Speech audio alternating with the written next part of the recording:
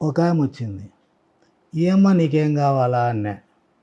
అంటే నాకు కీర్తి కావాలా, బోలెడంత సంపద కావాలా, నన్ను చూస్తానే నమస్కారం చేసేటువంటి స్థాయి కావాలా, దానికోసం నేను బతుకుతాండా, అది నాకు నెరవేరాలా, మీలాంటి వాళ్ళైతే సాధ్యమవుతుంది అని.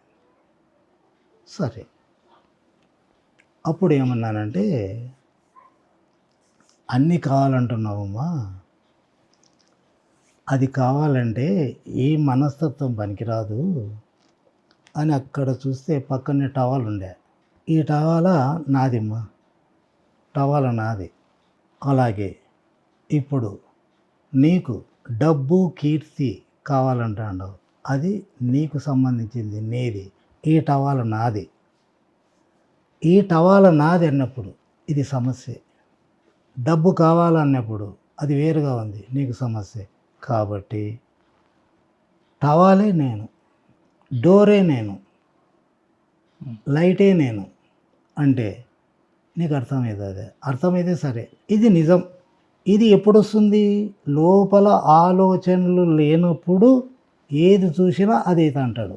కాబట్టి ఇప్పుడు నీవు టవాల నేనైనా, అది నేనే, చెట్టు నేనే, పుట్ట నేనే అని చెప్తున్నా.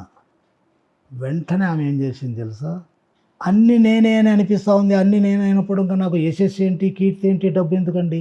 ఇప్పుడు నాకు తెలిసింది అనేది, అంతా దైవమే, అంతే దైవం నడిపిస్తున్నాడని ఆమె చెప్పింది.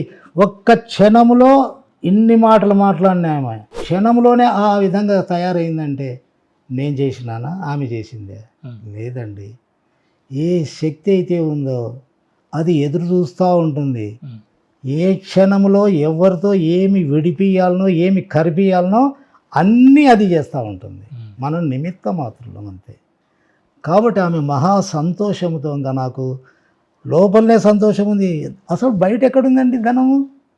అంతా నా లోపలనే ఉంది, అంతా నాలోనే ఉంది. నేనెందుకు ఇంకా మళ్ళా బయట ప్రాకులాడాలా?